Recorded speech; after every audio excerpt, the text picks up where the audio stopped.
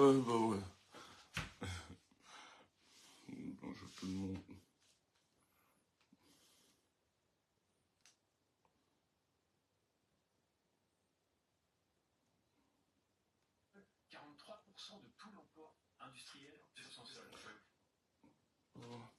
Désolé. Ouais, bonjour. Bonjour. Petit direct vite fait. Et que là. 11 heures. Ouais, bonjour, petit direct vite fait. Petit direct vite fait, c'est très important. Il faut qu'on en parle. Parce que je vois la plupart des gens sont en train de dire ouais, l'histoire de la FECAFO c'est une distraction, etc. Ça. Moi j'ai envie juste de poser la question, en quoi c'est une distraction? Est-ce que ça nous empêche de continuer à faire mobiliser les gens, d'aller s'inscrire sur les listes électorales? Est-ce que ça empêche de comprendre la situation sociopolitique de notre pays? Est-ce que ça nous empêche de vouloir combattre par rapport à l'avènement d'un nouveau leadership à la tête du Cameroun? Est-ce que ça annule ce qui va se passer en 2025? Est-ce que ça nous empêche d'être concentrés? Non, rien du tout ça. Je pense que il est même, pour moi, j'estime qu'il est même très important d'écouter, de regarder, d'observer, d'analyser la situation qui se passe actuellement de la FECAFOOT et du ministère des Sports. Contrairement à beaucoup. Nous, ça nous renseigne. Hein. Moi, c'est pour ça que je regarde ça. Et ça devient plus intéressant à ce niveau. Donc, il n'y a aucune distraction. Donc, quand on l'a dit, hein, déjà, on continue à encourager les Camerounais, allez vous inscrire sur les listes électorales. Allez vous inscrire, c'est très important. Hier, je discutais avec certains connaissances, on parlait un peu de la politique au Cameroun. Et il y a des informations qui remontent, on en discutait. Apparemment, les ambassades n'ont pas encore ouvert les listes électorales. J'ai vu des communiqués circuler où ils invitent les partis politiques pour la révision des listes. Ça, c'est normal.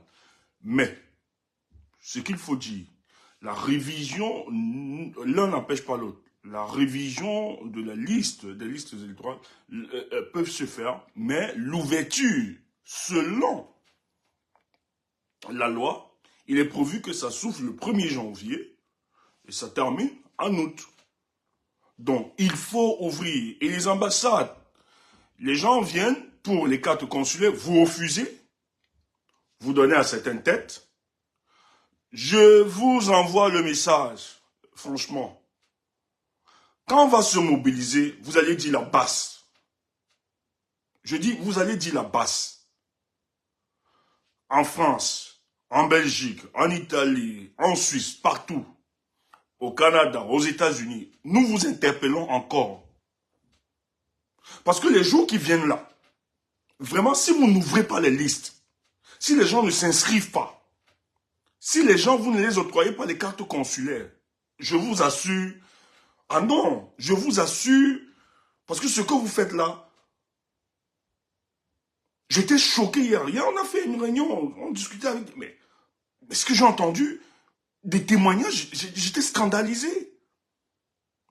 Nous, on est là, on estime, ok, on va discuter, on va dialoguer pour que les choses s'organisent. On vous a donné... C'est depuis qu'on vous interpelle pour l'affaire des élections là.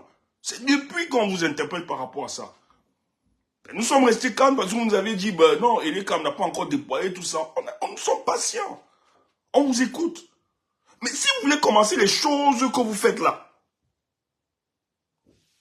ne pensez pas que c'est les histoires de 2018, hein, ou bien 2011, là. Hein. Ça a changé. Si vous ne vous adaptez pas à la volonté de ce peuple, tant pis pour ce qui va arriver. On vous observe. Et je pense que cette semaine, nous on attend le retour. Apparemment, dans certaines représentations diplomatiques, il y a des réunions. Nous, on attend ça, cette semaine-ci. En tout cas, moi, j'attends les résolutions, j'attends les décisions qui vont être faites là-bas. Ce que vous allez décider de parler. Mais s'il n'y a pas d'inscription, si vous ne délivrez pas les cartes consulaires, à nos citoyens-là, moi, je vous assure, hein, ah non, nous serons obligés. Ça, nous sommes en lutte politique. Nous serons obligés. Voilà. Voilà. Donc, je voulais, excusez-moi de parler ainsi. Parce que ces gens pensent que il va y avoir élection.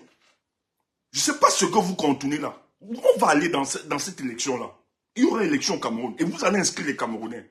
Mais quel est ce pays? Et les gens viennent dire les Camerounais ne s'inscrivent pas. Les Camerounais ne sont pas en Gouma, les Camerounais bavardent seulement sur les réseaux sociaux. Moi, j'étais choqué hier. J'ai des témoins, des gens qui sont allés faire des cartes consulaires, mais on les a renvoyés. C'est quoi ça? Qui vous a donné ce pouvoir? En tout cas, nous sommes en train de respecter. On blesse, hein? On discute tout ça. Mais quand on va agir, ne venez pas raconter n'importe quoi, parce que vous êtes très fort à donner des leçons de morale, à nous critiquer. Oui, la base, vous êtes des violents, ouais, vous êtes ceci. Mais vous vous attaquez toujours sur les causes, les conséquences, pardon. Mais vous ne vous attardez pas sur les causes. Donc, franchement, ah non, là c'est de trop. Moi, j'étais convaincu que non, les choses à même, mais on m'a expliqué ce qui se passe. La grosse mafia. En fait, les gars ne veulent pas inscrire les Camerounais. Ils ont peur de cet engouement. Ils sont surpris pour une première fois que les Camerounais veulent s'inscrire. Et vous dites que c'est les Camerounais qui ne veulent pas. Voilà. Néanmoins, c'était entre autres. Mais on va revenir parce que moi je l'espère. On m'a dit qu'il y a des réunions. Des partis politiques ont été convoqués, sur la société civile, tout ça. Il y a des réunions. Nous, on attend ce qui va être décidé. Mais hier, nous avons discuté. Il est clair que l'un n'empêchait pas l'autre. Même pour la révision, quand vous êtes en train de réviser les listes, de revoir les listes, tout ça, ça n'empêche pas que les inscriptions se poursuivent. La loi est claire. Les inscriptions s'ouvrent le 1er janvier et s'arrêtent le 31 août. Donc, ça n'empêche pas, l'un n'empêche pas l'autre. Mais qu'est-ce qui explique cette lenteur? Pourquoi vous refusez de délivrer les cartes consulaires aux Camerounais? Pourquoi vous faites ça? Pourquoi vous avez dessiné tout ça? Je vous assure, si l'histoire du Sénégal là, ne vous parle pas, ne pensez pas que Paul Biya est toujours éternel, hein, que ce régime-là, ils seront éternels. Je vous dis, ne croyez pas un seul instant qu'ils vont perdurer là. En tout cas, nous, on ne veut pas parler pour choquer là. Mais néanmoins, si nous, on reçoit des rapports là, je pense que la base va devoir agir. Et voilà, ça c'est clair. On va devoir agir cette fois-ci. Voilà, ben, nous puissions aller réclamer. Voilà, c'est bon Marcelo, c'est bon. En Allemagne, vous pouvez contacter Marcelo de Stuttgart. Voilà, qu'il a dit. Vous pouvez l'appeler, l'écrire en inbox pour tous ceux qui sont en Allemagne de le faire. Ouais, de le faire. Oui, bonjour tout le monde. Voilà, donc je reviens sur le dossier de Samuel Eto'o, parce que les gens, ouais, c'est la distraction, tout ça. Il n'y a aucune distraction. D'ailleurs, rien n'empêche l'autre. Hein. Ça ne va pas enlever dans notre tête que les élections seront en 2025, que nous devons organiser les élections. Ça n'enlève pas dans notre tête que nous devons aller nous inscrire sur les listes électorales. Ça n'enlève en rien que nous suivions la situation sociopolitique, mais tout au contraire, ça nous renseigne sur beaucoup d'éléments. Et depuis hier, moi, j'attendais juste ça. Depuis hier, quand j'ai vu la réaction de Samuel Eto'o, j'ai dit, ah, là, ça devient très intéressant. Pourquoi? Parce que ce que Eto'o a fait hier, parce qu'il faut qu'on vous le dise, il y a une bataille qui s'explique. Depuis quelque temps, le ministère des Sports décide finalement de choisir des responsables qui vont devoir encadrer l'équipe qui devront encadrer les Lions indomptables. Et ils ont décidé eux-mêmes de faire ce choix. Et ils s'appuient sur une loi de 2014, un décret de 2014, dans lequel qui donne droit au ministère de faire ce choix. Et donc conteste le choix qui est fait. Il dit qu'on ne l'a pas consulté, peut-être ce qui est très normal, il a raison, que lui n'accepte pas ça. Le ministre des Sports réagit. Ou il était bien explicite dans sa réaction, où il expliquait à M. Samuel Eto'o, en lui disant, mais M. Samuel Eto'o, ce que vous recusez aujourd'hui, c'est le même décret qui a nommé Sombrana, qui a nommé les CEDOB, les autres entraîneurs. Vous n'avez jamais contesté cela. Vous étiez très fiers, vous n'aviez pas remis en question. Mais d'où vient-il que, aujourd'hui, quand nous utilisons le même décret, dans le but de réorganiser, ou bien de recruter des nouveaux encadreurs pour les Lions indomptables, vous recusez cela?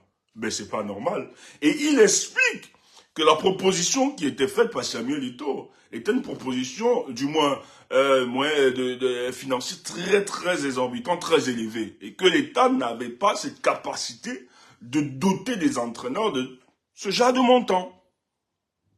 Donc, pour eux, le choix qui a été rationnel et acceptable, vu le contexte financier, même comme vous êtes des gros bandits entre vous, ils ont opté pour prendre ce choix qui pouvait permettre à l'État du Cameroun d'épargner. Et voilà pourquoi ils ont opté sur ce choix. Donc, dans la sortie du ministre des Sports, qui était plus claire, plus lisible, explicite, nous autres qui observions cette situation, nous étions convaincus parce qu'il a sorti les arguments les plus solides pour expliquer. Nous avons été convaincus que finalement, si le ministre le dit, pourquoi son comportement, pourquoi il fait émission, pourquoi il fait cette proposition, pourquoi il décide, voici les raisons qui justifient la sortie du ministre des Sports, ou bien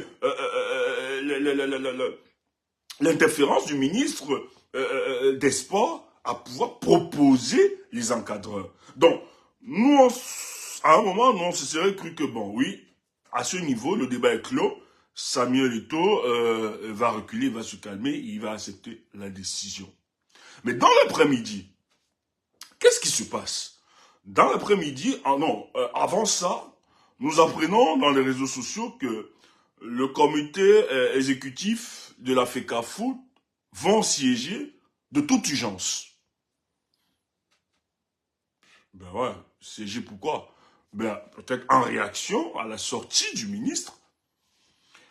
Et moi, quand je prends le document, quand je le lis, je croyais que Samuel Eto'o était en train de dire, ou bien le comité exécutif, ils étaient en train de dire, oui, ils ont pris acte, ils acceptent, ils évoluent.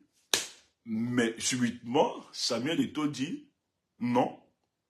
Le comité exécutif lui a donné les pleins droits, plein pouvoir, dans les 72 heures qui suivent, de leur proposer de nouveaux encadreurs. Je dis, ça devient intéressant. Ça devient intéressant. Pourquoi? Parce qu'en fait, ce qui s'ouvre là, Eto'o entre tranquillement dans la bataille politique. Ça, il faut le dire. Eto'o engage une guerre directe. Bon, ça, c'est la lecture que nous avions. Hein. On fait de l'analyse politique. L'acte que Eto'o pose, Eto'o dit clairement, il s'oppose à la décision du ministre des Sports. Qui, lui, le ministre des Sports, prend ses décisions en vertu des instructions du président de la République, M. Paul Biya, qui demande à son ministre, et qu'il avait annoncé déjà, parce que le président de la République l'avait annoncé lors de la célébration de la fête de la jeunesse, qu'ils ne peuvent pas donner de l'argent à la FECAFOOT. S'ils donnent de l'argent à la FECAFOOT, ils sont en droit aussi de demander des comptes. Et que d'ailleurs, il va instruire les membres du gouvernement enfin de voir ce qui se passe réellement. Et quand le ministre des Sports fait donc la sortie, il convoque, il dit c'est sous les instructions du président de la République.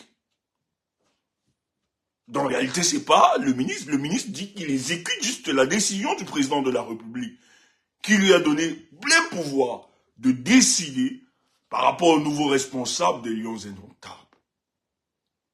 Or, Eto'o fils de papa Paul Biya, fils de maman Paul Biya, maman Chantal Biya, lui qui nous avait dit que Paul Biya lui a tout donné, et il a soutenu Paul Biya en 2018, ce qui est son droit le plus absolu. On ne refuse pas qu'il soutienne. Mais néanmoins, nous on voulait savoir sur quoi ce soutien repose lorsqu'on se dit être fils de la nation, aimant les Camerounais, alors que la majorité des Camerounais estiment que l'état dans lequel ils vivent aujourd'hui, c'était l'état où ceux qui nous gèrent ne nous respectent pas, ne nous aiment pas. Et donc s'ils ne nous respectent pas et ne nous aiment pas, par conséquent, toi qui dis que tu aimes ce peuple, peut-être tu devais prendre la distance ou bien être silencieux. Mais il a fait son choix sur la base de ses intérêts purement individualistes parce qu'il dit très bien le président lui a tout donné. Même si le président veut y gérer mal, tant que le président lui donne ce qu'il a à lui donner, il n'y a pas de problème, il le reconduit.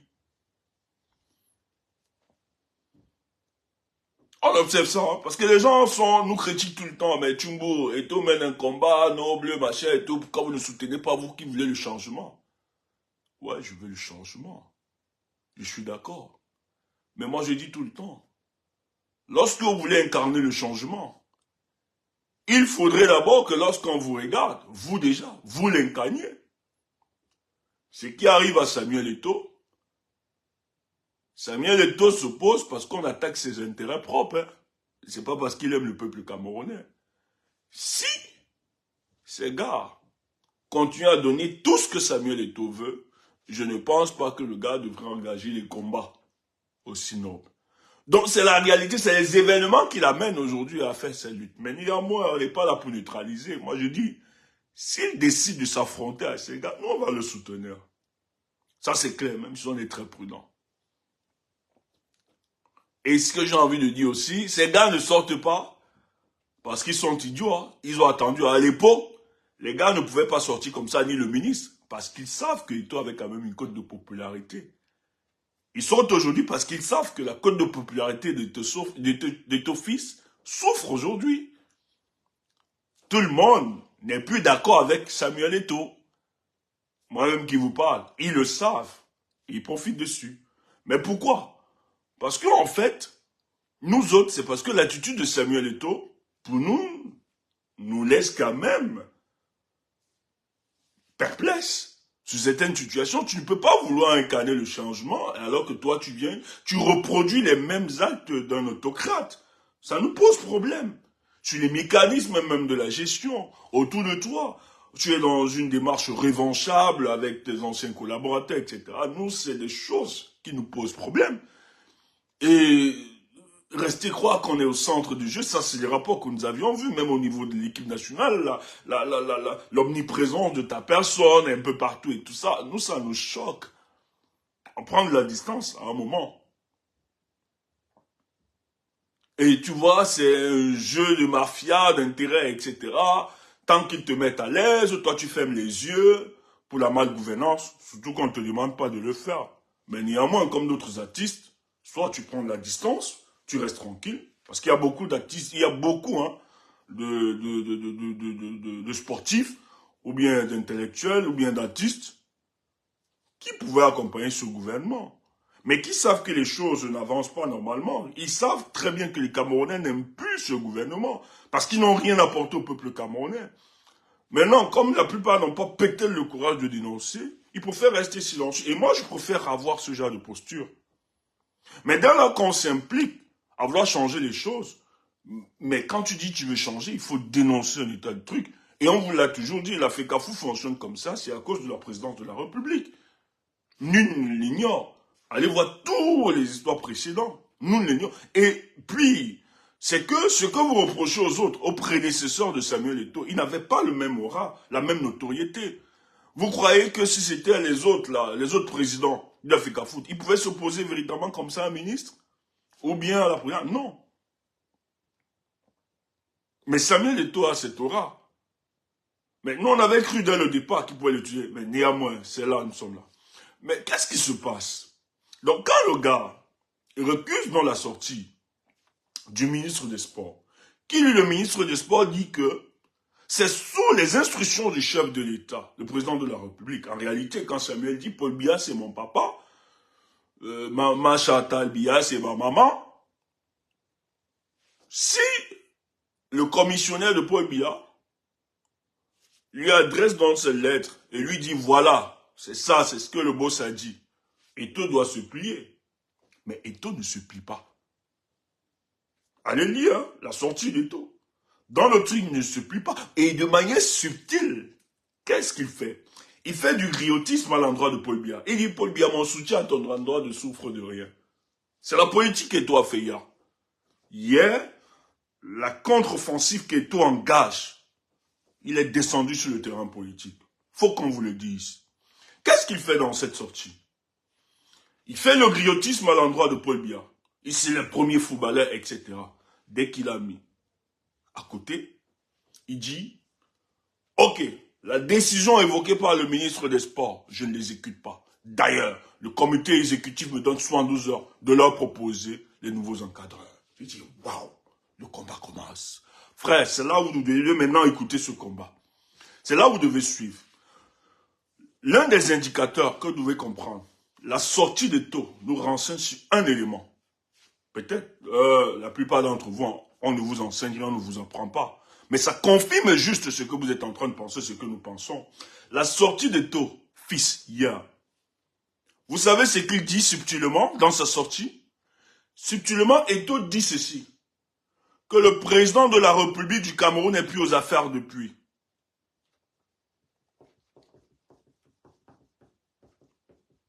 Si Paul Biya gérait véritablement le Cameroun, Eto'o n'allait pas se comporter comme ça.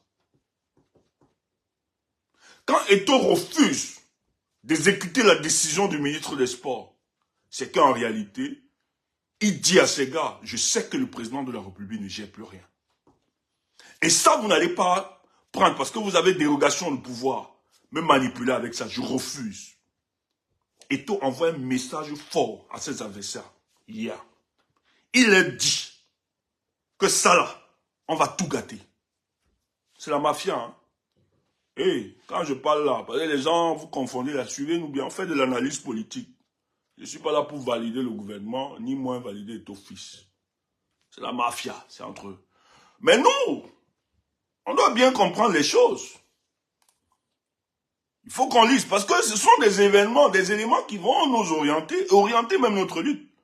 Et nous fait comprendre beaucoup de choses. Parce qu'en fait, Eto'o est un fils de là. Eto'o participe à la construction de la conservation du pouvoir. Il a participé à la construction de la conservation du pouvoir de ce régime. Donc quand il y a implosion, ça devient intéressant pour nous d'écouter ça, de regarder de plus en plus. Parce qu'à ce niveau, le gars nous donne des informations aussi sensibles. Donc ce que Eto'o fils a fait, si nous étions dans un pays géré, où le président de la République avait encore les pleines capacités, Eto'o ne pouvait pas tenir ou bien se comporter ainsi. Et je tiens à vous rappeler, si Eto'o a fait cette sortie, c'est parce qu'il a des soutiens haut placés. Et on vous l'a toujours dit. Paul Biya, malheureusement, ce qu'il a réussi à créer, il a créé autour de lui des réseaux factionnels qui se battent pour la conquête du pouvoir.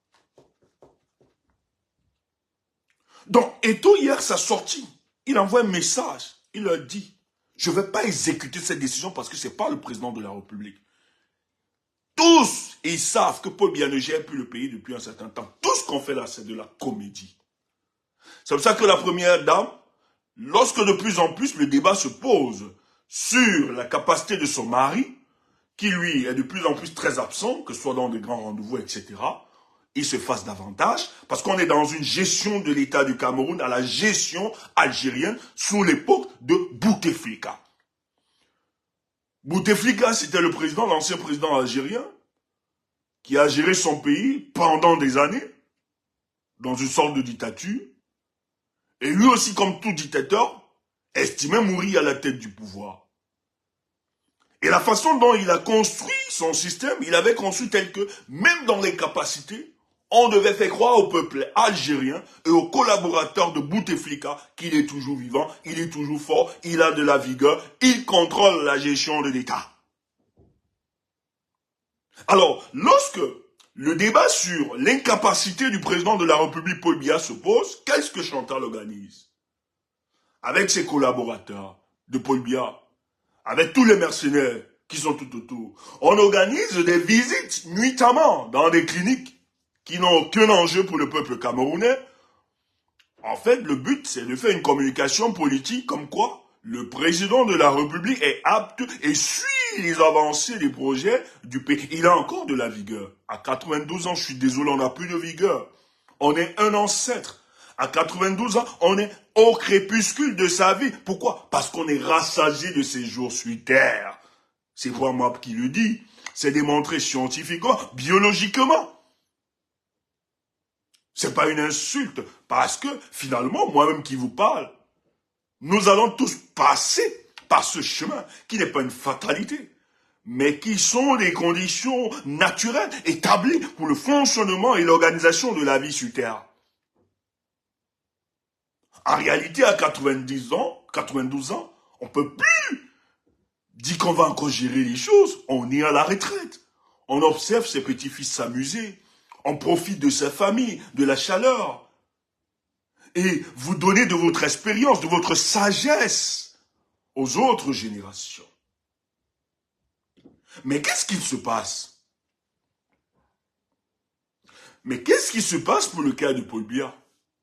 C'est qu'en fait, les gens qui gèrent le pays savent très bien que ils ont besoin d'avoir l'image de Paul Biya pour continuer dans la gestion du pays et pour dilapider les fonds de la République, pour organiser le banditisme et le gampirisme d'État dont nous observons aujourd'hui. Et c'est pour ça que la plupart des analyses politiques, nous sommes souvent très d'accord sur ce point. Il ne peut pas avoir un remaniement ministériel depuis 2018. C'est normal. Pourquoi? Moi, je l'ai toujours dit ici, qu'un remaniement ministériel est impossible pour le cas du Cameroun. Pourquoi? Parce qu'en réalité, la plupart des ministres aujourd'hui ont pris conscience que, en fait, chacun a la détention d'une partie du pouvoir dans le domaine dans lequel on lui a confié. Et chacun joue avec. Et une décision ou bien un décret, quand tu n'es pas un ministre qui a de l'aura ou bien qui pèse, peut-être toi on peut te balancer, parce qu'on sait que tu es sorti de tes couloirs. Mais certains caciques de ce régime ne peuvent pas être bougés, ne peuvent pas être bousculés comme ça, parce qu'ils sont tous au courant que c'est plus Paul Biya qui prend des décisions. Et ça met à mal. Et ceux qui gèrent le pouvoir actuellement, qui ont la réalité du pouvoir, sont dans tout un gros business et ont peur d'être fragilisés avant 2025. C'est pour ça que l'une de mes sorties, la dernière de mes sorties, je vous ai expliqué le pourquoi on ne veut pas valider la candidature de Maurice Kamto en 2025. Je vous dis, si Maurice Kamto décide de ne pas aller à l'élection présidentielle, je dis présidentielle, ce sera une célébration dans le RDPC. Peut-être vous êtes peut-être naïf sur certaines questions, mais chaque jour qui passe, le RDPC réfléchit comment faire pour que Maurice Kamto ne se présente pas à l'élection présidentielle. Hier encore, je recevais une information où les gars du RDPC ont décidé de réviser le code électoral. Tu entends ça? Ils disent, l'une des propositions pour le code électoral, qu'est-ce qu'ils disent? Ils disent, ok, on va toucher le code électoral. C'est que la plupart, nous sommes d'accord, parce que le code électoral ne bénéficie pas véritablement l'apport de toutes les composantes sociologiques de notre pays. Ils disent qu'on va réviser, ils ont parlé de ça dans certaines propositions, certains partis politiques, dans des couloirs. L'opposition leur a dit, il n'y a pas de souci. Mais vous savez ce qu'ils disent? Dans la proposition, ils disent, un candidat à l'élection présidentielle pour celui qui aura milité dans son parti pendant 3 ans. Tu comprends qu'on veut faire quoi? Il y a des gens qu'on veut exclure automatiquement de la course. Les gars réfléchissent chaque jour quel est le schéma que nous devions mettre pour avancer. Pourquoi? Parce que les gens, bon, malgré les insultes et les dénigrements, on fait ici de l'analyse politique. Il faut qu'on enseigne certains qui sont un peu des propagandistes de ce régime, parce qu'ils n'ont rien compris. Parce que les gens veulent faire croire que la personne de Maurice Kamto n'a pas de pertinence sur le débat politique au Cameroun, mais néanmoins, nous voulons vous dire que c'est lui qui oriente la météo politique de notre pays. D'ailleurs, s'il n'était pas intéressant, on ne serait pas aujourd'hui en train de réfléchir sur les mécanismes pour l'exclure du jeu politique en 2025. Mais c'est parce qu'il est tellement pertinent qu'on y réfléchisse. Pourquoi? Parce que Maurice Kamto, à cette élection, est la seule personne, je dis bien, le seul opposant qui crée les conditions d'incertitude contre ce régime. Et eux, le souhait, le plus grand vœu de ceux qui ont les manettes de la République, c'est qu'en réalité, 2025 soit comme 2011. Qu'est-ce qui se passe en 2011? 2011, le président Paul Biya et tous ses collaborateurs se rassurent qu'en fait, à cette élection, il faut avoir une opposition impertinente, une opposition pas sérieuse, une opposition imbécile qui va juste l'accompagner. Et oui, en 2011, nous sommes arrêtés parce que nous, on vote toujours. Hein. Quand nous sommes arrivés en 2011, je vous jure, quand vous avez regardé la liste des opposants, soit, si tu étais tellement patriote et que tu aimais véritablement ton combat, tu votais nul. Moi, ce que j'ai fait, j'ai voté nul en 2011. Parce que dans la liste, quand j'ai vu les opposants, franchement, ça me donnait pas le goût. Et vous vous rappelez, en 2011, vous avez les gens comme Jean de Dieu, Jean Djega, qui passaient. Le but, c'était d'expliquer l'imbécilité de l'opposition camerounaise. Et le type est passé, il n'y a pas eu... Parce que tous ces opposants-là, personne ne pouvait même contester déjà, qui allait même voter. Et c'est ce que le régime recherche pour 2025. Mais c'est complètement compliqué, c'est très compliqué. Malgré que vous voyez sur la toile, les gens développent le narratif selon lequel Maurice Kamto va faire comment pour se présenter. Mais écoutez, même si c'est demain, je dis même si c'est demain, organiser les élections, notre candidat Maurice Kamto, il est candidat. Pas parce qu'il va opposer une force. Selon la loi fondamentale, qui est le socle granitique de notre pays, qui oriente tous les aspects politiques de la nation. Il est candidat, ça c'est clair. Ça ne souffre de rien à ce niveau. Donc, dormez tranquille, vous les frustrez. Donc, à chaque fois que vous aviez reproduit cela, et plus pire, il ne s'agit même pas seulement des gens du RDPC, même ceux de l'opposition, dites de l'opposition, parce que tout le monde n'est pas opposant au Cameroun, hein. Ça aussi il faut le dire. Hein. On est peut-être un peu courtois, hein, tout ça, mais écoutez, on sait qui est opposant et qui ne l'est pas. Donc arrêtez souvent. Donc ils sont conscients et eux ils militent pour que Maurice Kamto ne se présente pas parce qu'on est dans la détestation d'un individu, on est dans ce tribalisme primaire, à ne pas voir l'autre, on a peur. Oui, le Bamileke. Mais depuis quand le Bamileke a géré? Ouais, ils ont l'économie. Quelle économie? Tu es malade toi? Quelle économie? Quelle économie ils détiennent? Ceux qui détiennent notre économie, c'est les multinationales, c'est les puissances étrangères. Vous n'êtes pas conscient de ça? Mais ouais, parce qu'une économie, pour avoir la puissance de l'économie, il faut avoir la capacité de transformation. Quel est le Camerounais qui transforme véritablement là-bas? La plupart achètent et revendent. C'est pas des économies. C'est pas des économies, ça. Une économie? Allez voir au Nigeria avec le cas de Dangote et les autres. Voilà des gens qui transforment dans leur pays, qui ajoutent. Il y a de la valeur ajoutée dans ce qu'ils font. Voilà des entrepreneurs, voilà des industriels. Voilà ceux qui apportent un plus à leur économie. Mais pour le cas du Cameroun, je suis désolé, arrêtez ça. Et d'ailleurs, tous ces gens que vous voyez qui sont riches, c'est leur richesse, c'est pas ma richesse. Qu'on ne vous vende pas le rêve, machin truc. Et ils sont riches là, je suis riche. Et les gars là qui sont riches là, qui ont peut-être trouvé leur positionnement, ou bien chacun est dans leur deal là. Nous, on est riches là. Mais arrêtez ça. Nous souffrons aussi. Et c'est parce que nous souffrons. Et si, je tiens à vous rappeler, parce que les gens déplacent souvent le débat, fait croire que les Bamileke, si les Bamileke étaient véritablement à l'aise comme vous le pensiez, on ne serait pas aujourd'hui en train de se battre. Hein. Ça, je vous le dis. Si on avait vraiment profité, comme certains veulent dire, parce que d'autres lancent le narratif selon lequel, ah ben oui, on vous a tout donné, Paul Biya vous a tout donné, vous profitez tellement. Mais quand on a tout donné à quelqu'un et qu'il profite, vous croyez qu'il peut se battre? Vous croyez qu'il peut demander un mieux-être pour tout le monde? Donc cessez de tromper les Camerounais. Cessez de raconter n'importe quoi et faire de la propagande.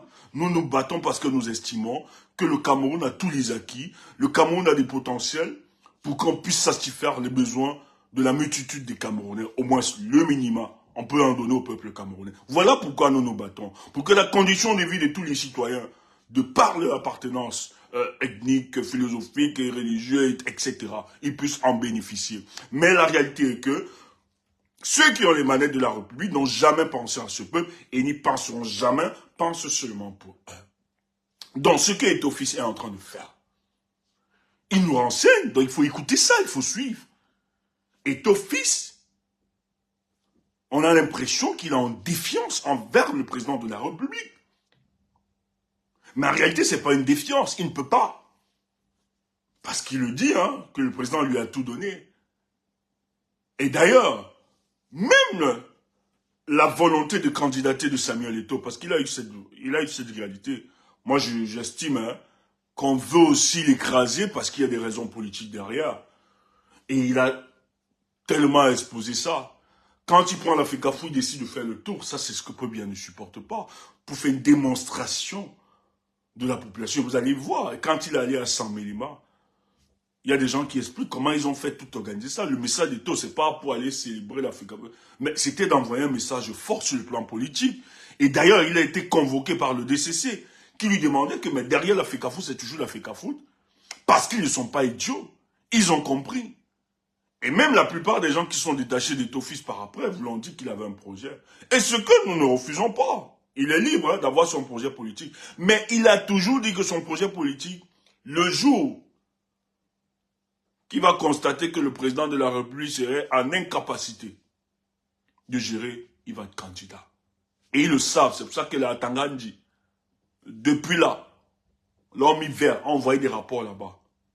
Donc, on est dans une démarche où on veut l'éliminer politiquement aussi. On sait ce qu'il est en train de faire. Mais malheureusement, pour lui, ça peut marcher. Parce que Eto'o, durant sa mandature à la FECAFOOT, il ne s'est pas fait beaucoup d'amis. Hein. Ça aussi, au niveau de l'opinion. Hein. Ah non, Eto'o aussi a fait beaucoup de mal à plusieurs personnes. Il s'est très mal comporté. C'est pour ça que c'est fissuré. Moi, quand on me demande pourquoi, je dis, mais non. Je veux bien le changement, mais pas avec n'importe qui. Je ne vais pas prendre le changement avec quelqu'un qui va me reproduire les mêmes comportements de M. Paul Biya. Ou tout se résume sur son ego et sur sa personne. Moi, je suis très regardant par rapport à ces histoires. Ce n'est pas à ce genre d'individu qu'on va donner le pouvoir ou bien soutenir. C'est tout ce que nous donnons sur le plan comportemental. Le gars ne nous intéresse pas. Maintenant, tu vas me dire, mais prends les choses avec froideur, tout ça. Non, il ne s'agit pas de prendre les choses avec froideur. C'est que malgré que nous sommes dans ces conditions les plus difficiles et désagréables face à ce régime, ah non, il y a des gens qui nous ont démontré leurs limites. Je ne vais pas aller ramasser plus pire que M. Biya, ou bien comme M. Biya. Non, là je suis très regardant. C'est pour ça que pour moi, quand tu parles du changement, il faut que tu l'incarnes déjà, ne serait-ce sur le plan comportemental. Mais quand j'observe, je regarde, non, ça ne me marque pas. Et quand je l'ai dit, je n'évacue pas. Je ne combats pas, je pose. Et on ne peut pas nous empêcher d'analyser la situation de la FECAFOOT. La FECAFOOT est un patrimoine des Camerounais. Nous contribuons tous. L'argent qui se débat, ce n'est pas leur argent. C'est l'argent du peuple camerounais. Donc vous ne pouvez pas censurer ou empêcher un Camerounais de se poser des questions sur la question du football camerounais. Et surtout que le football, néanmoins, peut-être pour des naïfs, pour les idiots, ce sont des éléments et des marqueurs qu'on mobilise dans le but d'entretenir ou bien de contenir le peuple, ou bien de le manipuler. Parce que le football, il y a un certain fanatisme derrière, il y a un amour du football qui frise finalement peut-être à une certaine folie, où les gens décident d'abandonner leurs raisons critiques.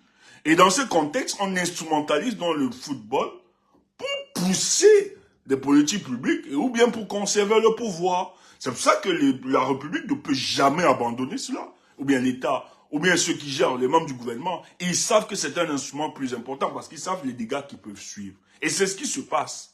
Donc quand Eto'o décide, c'est pas qu'il entre en défiance avec le président de la République, mais le refus d'obéir à cette décision, Eto'o refuse parce qu'il estime que la décision n'émane pas du président de la République, M. Paul Biya. Que la décision émane de ceux qui sont autour de lui, qui manipulent le pouvoir de M. Paul Biya, qui l'utilisent, qui sont finalement aux affaires, qui, parce qu'ils ont délégation du pouvoir, imposent leur volonté. Voilà pourquoi il entre en affront avec eux. D'ailleurs, il y a un événement qui s'est passé.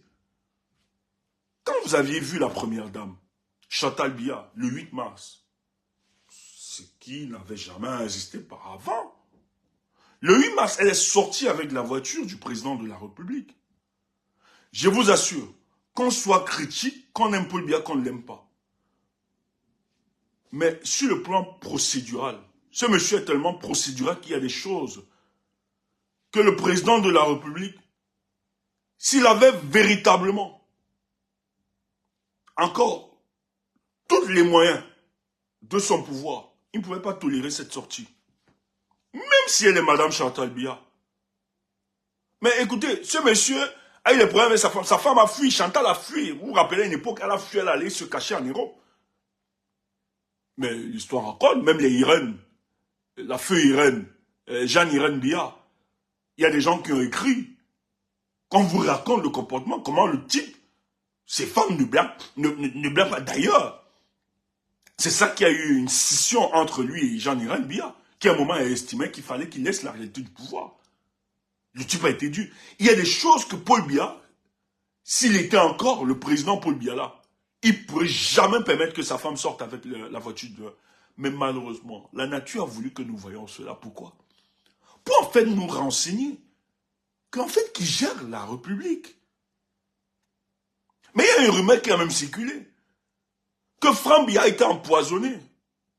Moi, les gens peuvent le confirmer parce qu'il est venu même se traiter en France par là. Bon, c'est encore de la rumeur, je ne veux pas confirmer les choses.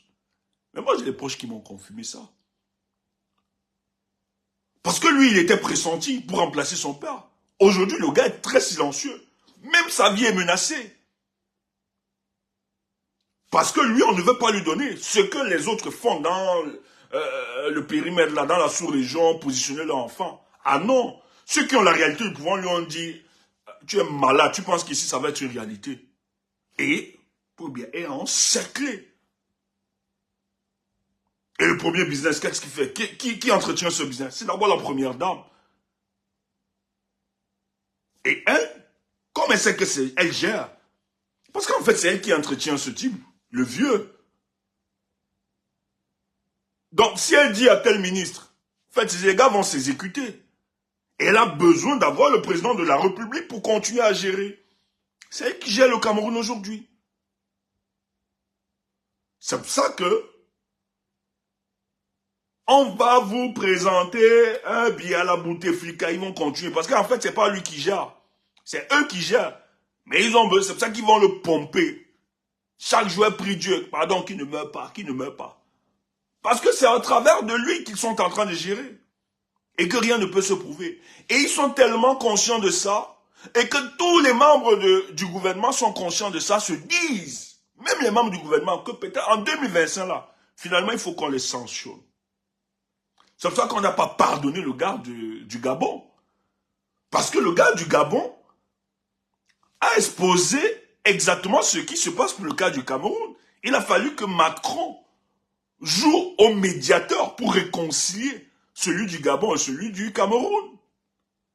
Parce que celui du Gabon nous a renseigné sur le fonctionnement de la gestion de notre État. Donc tous sont conscients. Et Eto'o estime que la FECAFOOT, c'est son patrimoine à lui. Comme les autres sont en train de bouffer dans leur ministère, laissez-moi aussi bouffer. Parce qu'il bouffe, hein. Lui aussi bouffe. Il bouffe pas que. Le gars demande 1 milliard combien pour les mouf. Patriote. Dis donc, quand tu es patriote, alors qu'il vient là, moi vous avez dit, le discours d'Eto'o, c'est le discours des faits. C'est un fait. En dehors d'être footballeur, il a toutes les aptitudes d'être un fait. Le fait man est celui-là, en public, sera sûr d'être très humble. Bonjour. Oh, mon père. C'est comme ça le comportement des faits, man. Tu entends ça? Si tu es un fan d'Eto'o, tu vas souffrir parce que nous, là, on bombarde seulement. On n'est pas là pour te faire plaisir. Toi, reste dans ton fanatisme. Mais nous, on est là. On va exercer l'électrochoc dans ton subconscient. Il faut que tu sortes de cet envoûtement. Et toi, toutes les attitudes, c'est comme ça. Nous, malheureusement, on a vécu, nos corps sont des faits autour. Hein? On a vécu comme ça, là, au pays là, tous. C'était nos grammes. Salut mon père, salut. Ouais. Toujours, on doit toujours donner l'impression d'être humble. Or, c'est une humilité, une modestie fabriquée pour atteindre de certains objectifs. Parce que quand on est humble, on ne peut pas avoir ce genre d'attitude après, auprès de ses collaborateurs. Quand il va écraser la tête de certains de ses collaborateurs qui ne l'intéressent pas, il n'a pas pitié. Or, quand vous êtes humble, c'est que vous prenez en considération l'existence de l'autre. L'autre a quelque chose d'important. Ça fait que même dans les rapports, dans le relationnel, il y a une façon d'être. C'est inné en vous. C'est pas vous qui le faites, c'est comme ça. Mais ça n'enlève pas l'homme que vous... Mais vous allez voir, devant les gens, il va jouer tout un masque. Quelqu'un de large, quelqu'un de gentil, tout ça. Alors qu'il a des objectifs. Merci Steve pour mes étoiles. Ça nous encourage de faire des directs. Merci. Tu entends ça? C'est pour ça qu'il peut faire des histoires de maman, papa, toute la soirée. De 18h à minuit. Quelqu'un là, papa, maman, machin. C'est le comportement des fées. Il ne le pense pas. Mais malheureusement pour lui, c'est que tandis que la fémania se balade en lui, il oublie que la fémania a habité à Paul Biya. On ne peut pas gérer le Cameroun pendant 42 ans si on n'est pas le pape du fait. Tu entends ça? Paul Biya. C'est le pape. Et ses copes sont des papes. Hier, je parlais avec des gens de Jean Kueté, le secrétaire du RDPC. Si tu vois le type là, s'il te parle, tu vas lécher le sol. Oh, le monsieur là, je me rappelle. Oui, Tchumbo, je ne parle pas. Il y a une élection qui s'est passée en Afrique. J'ai entendu comment le monsieur là disait. Tu me dis comment? Je ne donne pas trop de détails, c'est quoi? On ne peut pas tout cracher. Jean que te disait, dis donc, il faut que les gens là viennent au Cameroun, on va leur donner les recettes. Les gens que te sont au courant qu'en réalité, ils ne gagnent jamais les élections. Tu entends ça? Jusqu'à ils disaient qu'ils peuvent donner leur expertise à d'autres pays africains. Tu vois, il disait en personne, il est bête, hein? C'est lui qui a voulu qu'il organise comme ça, il va tomber. Et actuellement, les gens Kouété sont de ceux qui sont en train de pondre des stratégies dans le but d'empêcher Maurice Kamto de se présenter. Et je t'ai dit que je devais parler de la convocation de Maurice Kamto contre certains. Tu vas comprendre la dimension. On va le faire peut-être prochainement. Donc ce sont des faits. Et tout, si la fémania se balade à toi, laisse-moi te dire que là-bas, ça habite chez eux. Donc quand tu fais ça, eux-mêmes, ils rient. Tu as vu que tes histoires de papa et maman ne donnent pas? Parce que c'est les histoires, c'est les papas et maman qui sont en train de t'écraser. C'est le cynisme politique. Écoute ça. Donc, Eto'o, hier, il a engagé la bataille politique. Il a décidé d'aller en affront. En réalité, Eto'o sait que Paul Biya ne gère plus rien. Maintenant, Eto'o ne peut pas se comporter comme ça s'il n'a pas le soutien de certains hauts cadres. Donc derrière, tu as donc ses amis qui lui disent, gars, va en affront. Donc, ce qui va se passer, soit, parce que je vous le dis, n'oubliez pas, c'est pour ça que nous autres, on ne met pas le cœur sur Eto'o. Vous allez bête, autre problème. On ne met pas le cœur sur la personne d'Eto'o. Parce que tous appartiennent à la même équipe. FC Femania. C'est que le deal est en train de mal se passer. On veut enlever certains privilèges et avantages de Samuel Eto'o. C'est pour ça qu'il a dit ça gâte, ça gâte. Mais ça devient intéressant. Tu comprends, non? Nous autres, qui sommes en politique, nous, on sait qu'on n'a pas toujours besoin de mobiliser la morale, la probité, etc. La politique, c'est un jeu. Et ce jeu te permet de pousser les pions en fonction du réalisme que tu vois. Donc, c'est pour ça que moi, j'ai dit à quelqu'un que non, si la bataille avance, vous allez me voir soutenir Eto'o dans les jours. Pas parce que j'aime la personne d'Eto'o. C'est parce que ce qui va suivre, la posture d'Eto'o risque de cristalliser finalement le peuple camerounais, qui eux ont d'autres problèmes à gérer et qui vont profiter de cette situation, aller gérer leur compte. Et ceux d'en face, tellement conscients de ça, qui ne veulent pas, avant 2025, qu'ils puissent avoir des situations, et tout est conscient, parce qu'en même temps, c'est aussi une insulte, tout le monde dire qu'il est idiot, non. Et tout est conscient de la fébrilité qui existe au sein de ce gouvernement. C'est pour ça qu'il a ce genre de posture. Mais en même temps, c'est un risque. Parce qu'il n'a pas toute la cote de popularité.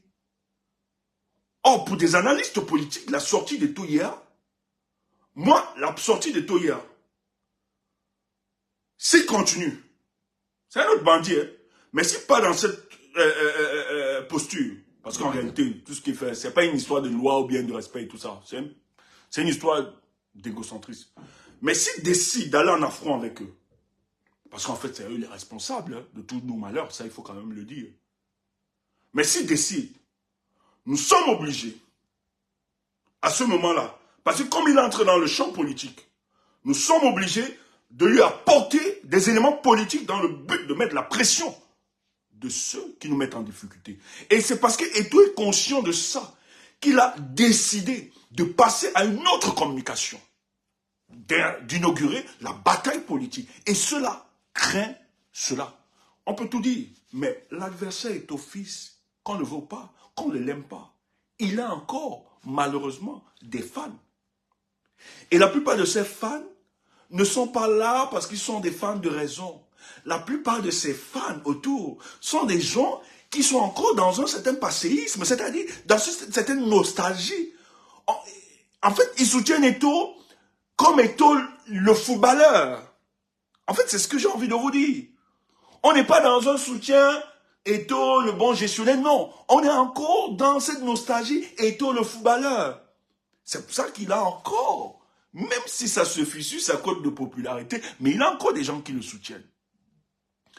Il est conscient que la multitude des Camerounais n'aiment pas ce régime. Et Eto, donc, hier, dans sa communication, quand il le fait, il engage le champ politique. Il sait que dans cette bataille politique, il risque de cristalliser les frustrations des Camerounais. Mais le danger, c'est que quand ceux d'en face, parce que tout ce qu'il faut aussi te dire, c'est qu'ils ont les moyens de l'État. Et ils mobilisent les intelligents. Ils pouvaient t'attaquer depuis. Mais pourquoi c'est aujourd'hui qu'ils commencent à t'attaquer, Eto? C'est parce qu'en fait, les temps et les circonstances sont propices pour eux. C'est pour ça que, soit, l'issue de cette histoire, soit ça se négocie, on arrange vite fait, parce qu'eux, ils ont besoin de vivre. Ils ont besoin de protéger leur survivance politique. Et toi est conscient de ça. C'est pour ça qu'il est allé dans cette offensive. Soit, ils décident, parce qu'ils ont des éléments sur toi. Ça aussi. Ils décident d'instrumentaliser la justice et te faire mal. Et dans cette condition, dans l'état où vous êtes, je doute fort. Parce que ce qu'ils ne supportent pas, c'est la défiance. Je doute fort qu'ils vont se plier pour un arrangement. Et ils travaillent beaucoup. Contrairement à toi, le Fikafoot. Eux, ils ont les moyens. Hein. Ils ont des services d'intelligence qu'ils ont payés, qu'ils payent, qu'ils ont recrutés. Et je suis sûr que ton cas est sur la table depuis quelques jours. Soit ils vont t'écraser, ils ont des éléments contre toi, ça c'est clair, qui vont ressurgir et tu verras.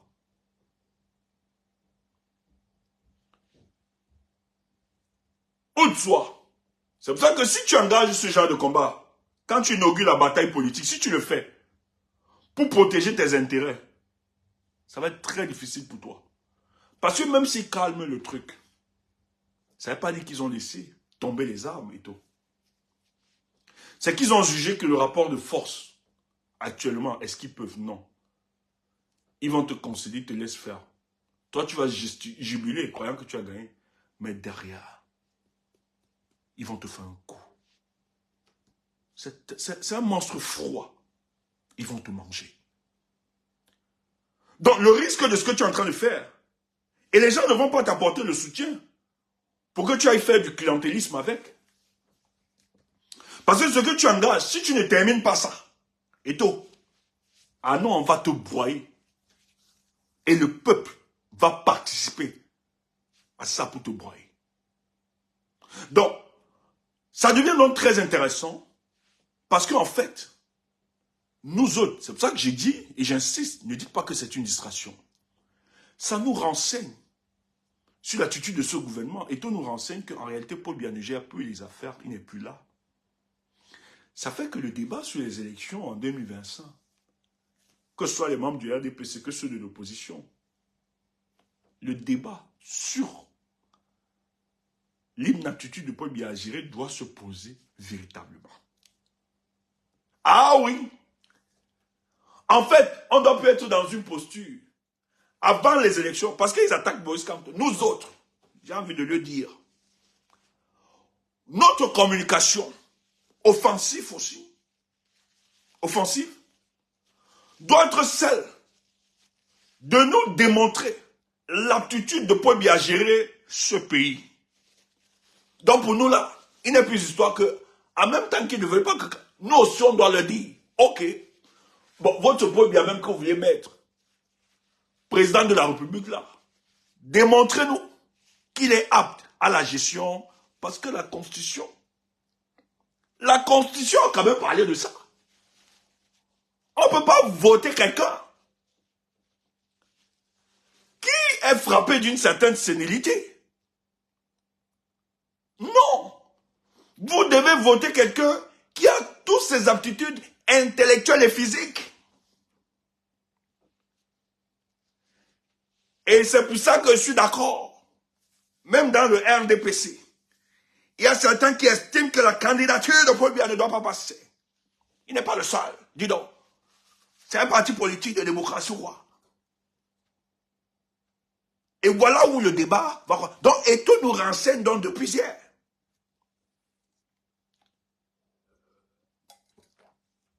Tu entends ça? Donc, ne dis pas que c'est la distraction. Ouf, quelle distraction. Ça t'empêche. En quoi ça t'empêche d'aller voter? En quoi ça t'empêche d'aller t'inscrire? En quoi ça t'empêche de savoir que le pays est pris en otage par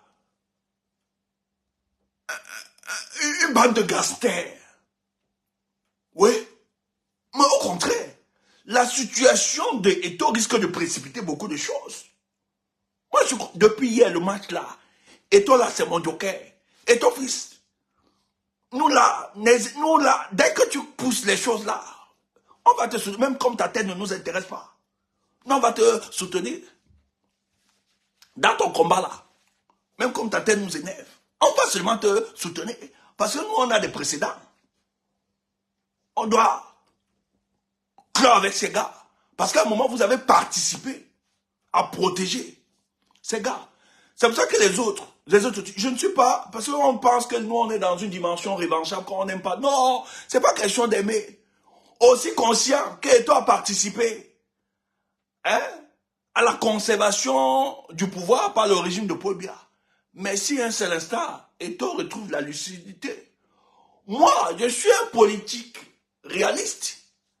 Il y a des alliances stratégiques que vous êtes obligés d'opérer. Même si la tête du client ne nous intéresse pas. Donc, si Eto décide d'engager cette bataille, je deviens allié de manière automatique. Parce que ça participe à la libération de notre contrée. Tu entends ça? Donc toi ne viens pas dire, donc c'est que vous ne voulez, non, c'est pas qu'on n'aime pas. C'est l'attitude et le comportement de ce gars. Parce qu'il jouait beaucoup plus solo. Il pensait à son individualité, à son ego. Il ne pensait pas à l'intérêt général. Mais il y a des événements qui l'amènent finalement à la réalité. Il se fait pas tard. S'il décide donc d'engager cette lutte, nous allons l'accompagner. Tu entends ça? Et c'est ce qu'il fait depuis hier. Et tout entré en lutte politique avec ce régime. Et tout, là où tu es là, pas des histoires là. cette fois-ci, tu auras l'obligation d'écouter. Si on vient, tu auras l'obligation d'écouter. Allez, nous autres là. On ne peut pas te soutenir, tu fais tes bêtises que tu fais là. Non, moi c'est que tu arrêtes. Pas les histoires que tu chasses après, non.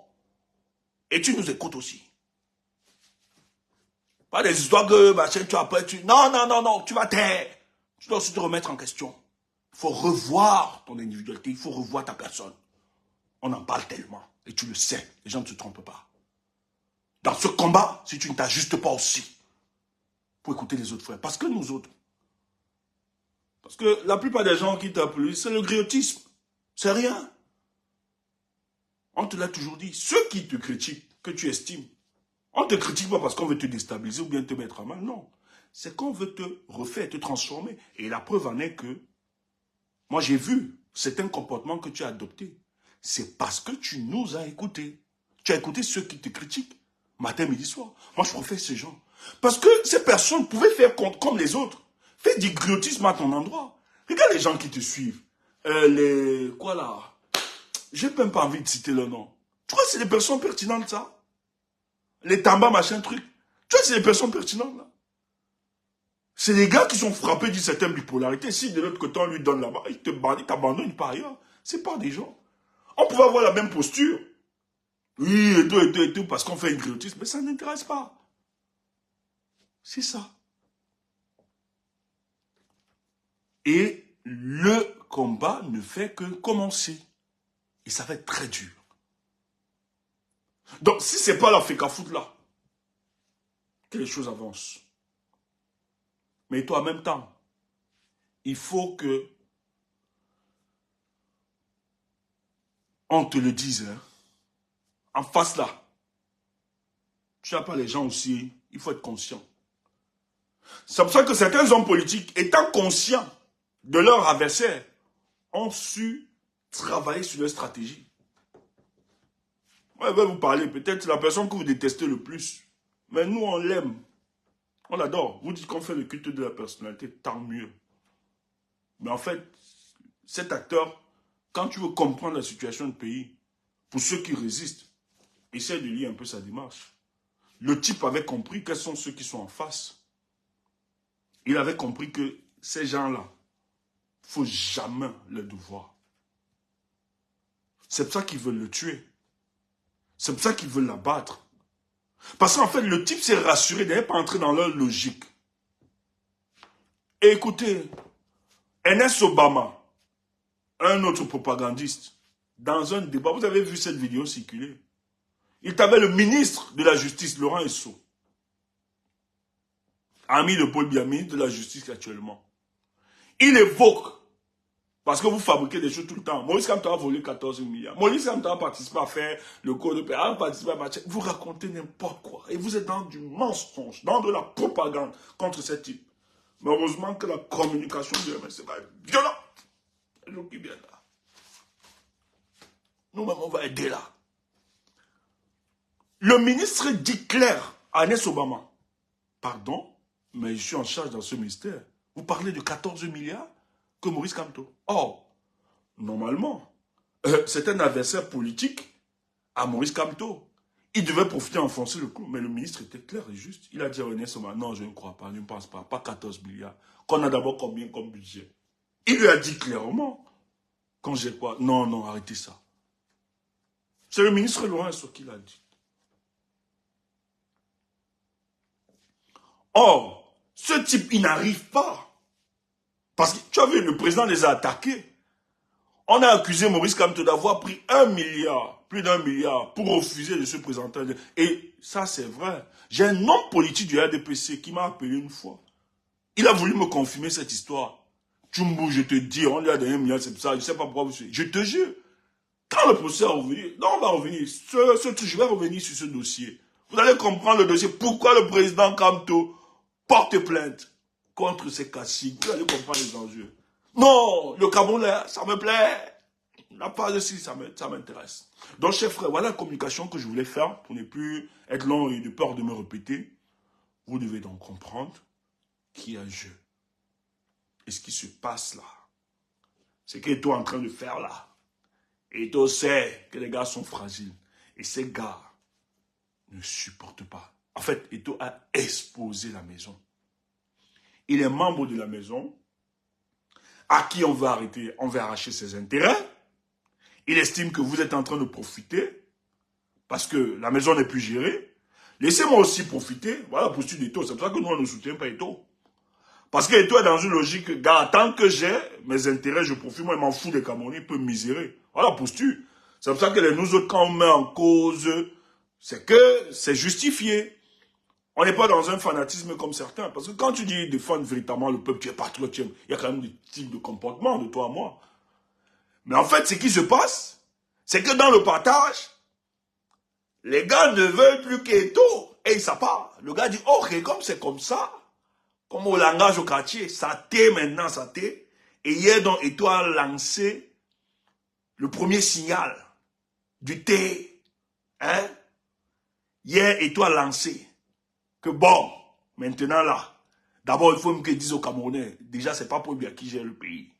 C'est d'abord la mafia, d'abord, il veut vous exposer. Et les gars ont peur de ça, qu'on les expose. Ça risque de mettre les institutions à mal. Eto'o part en guerre. Il affronte directement le ministre. Tu entends? Ça nous renseigne donc que Paul Biya et plus à faire. Donc, nous, déjà là, il faut qu'on commence à structurer notre communication. Les stratèges savent de quoi je parle. Donc, la candidature de Paul Biya doit revenir sur la table. On doit même accompagner certains gars du RDPC, des progressistes. Paul Biya, prouve-nous que tu es apte encore. Dis donc, plus de 92 ans, c'est quoi ça? Paul Biya, démontre-nous que tu es encore apte. Parce que la constitution du pays, le socle organique qui oriente tous les aspects politiques de notre nation, voudrait qu'on nomme un type qui bénéficie encore, qui a encore ses facultés intellectuelles, cognitives, physiques, en marche, en fonction. Est-ce que toi, tu as encore ça? On a vu quand tu étais à New York, tu étais perdu. Pourquoi on nous cache ça? Eto'o relance donc ce débat. Et c'est très intéressant ce débat. Parce que ceux de l'opposition peuvent bien structurer leur communication. Donc avant même de mettre sa candidature, on est d'abord sur les aptitudes. Bon, avant qu'il soit candidat là, est-ce qu'il est apte d'abord? Voilà où le débat commence. On va vous attaquer. Parce que comme vous croyez que vous attaquez Maurice Kamto, oui, il ne peut pas la Constitution. Non. En tout cas, on a évacué cette question. Hein? De manière juridique et politique, on va vous expliquer. Ça ne souffre de rien. Maintenant, nous, on va vous attaquer. Ok, pour bien candidat en 2025, démontrez-nous qu'il jouit de toutes ses facultés mentales, physiques et autres. Voilà le débat. Et Eto'o hier a commencé à nous renseigner. C'est intéressant. Et les jours qui s'annoncent, c'est grave. Le ministre va sortir. On attend la réaction du ministre parce que depuis hier, c'est 0-0. Le ministre a marqué, bim, et ton fils a égalisé le soir. J'ai dit, yes. C'est Manu. Est-ce que c'est le ministre qui continue? Qu'est-ce qui suit après? C'est ce qu'on va devoir observer dans le jour qui suit. Et Eto'o nous dit, 72 heures, je nomme les nouveaux encadreurs. C'est chaud ça. On n'a jamais vu ça de toute l'histoire. Je dis, hein, vous qui parlez là, pourquoi les Camerounais, l'histoire du Cameroun là, la libération de notre pays là, pas les histoires que vous racontez, que ceux qui ont été, ça va être dur. Surtout ceux qui gèrent ce pays. La fin de ces gars, ce qui se passe là, la fin de ceux qui gèrent ce pays. Non, parce qu'ils pensent qu'ils contrôlent les choses. Mais j'ai pitié d'eux.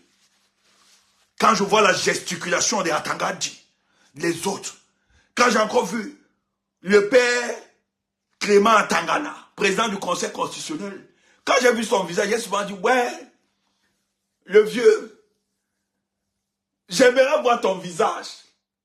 Lorsqu'on va vous dépouiller tous de ce rêve, de croire que vous êtes des puissants.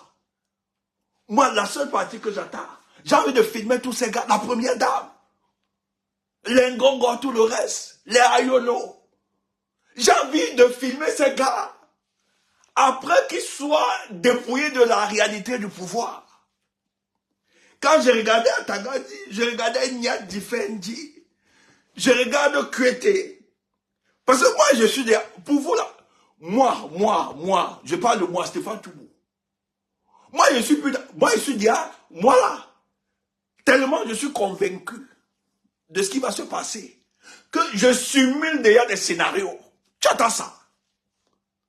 Moi, je suis un peu dans les histoires qu'on va gagner ou bien on va perdre. Moi là, mon subconscient a déjà évacué cette question. Nous, on a une autre dimension. Je suis souvent dans la dimension, comment Paul Biya, comment il sera? Je veux voir le visage de Paul Biya. Le visage d'Atangadi, j'aimerais voir. Mais moi, j'ai quelqu'un qui calcule. En tout cas, je ne parle pas. On a dit que ça devait être... Hein,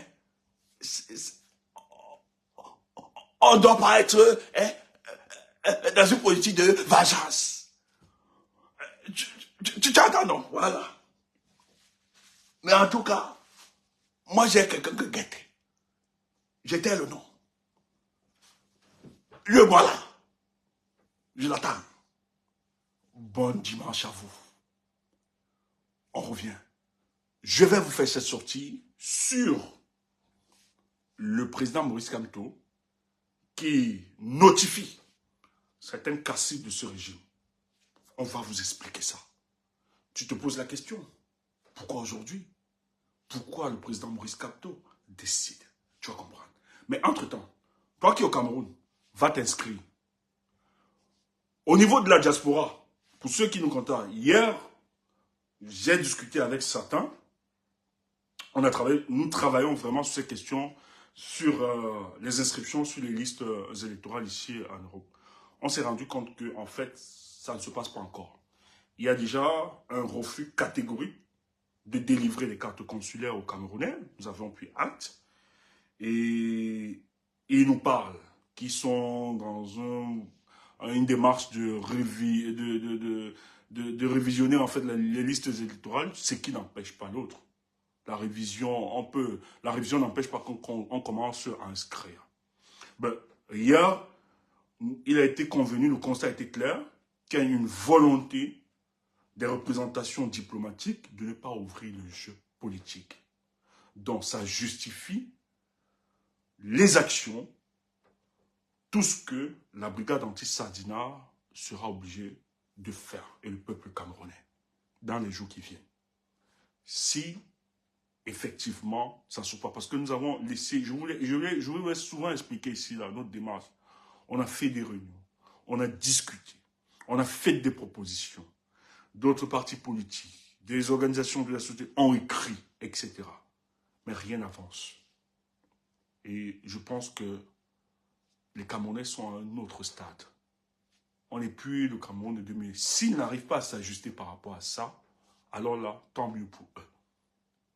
Parce que c'est une question qui concerne tout le peuple camerounais. Et on ne peut pas accepter que les gens reproduisent les mêmes attitudes.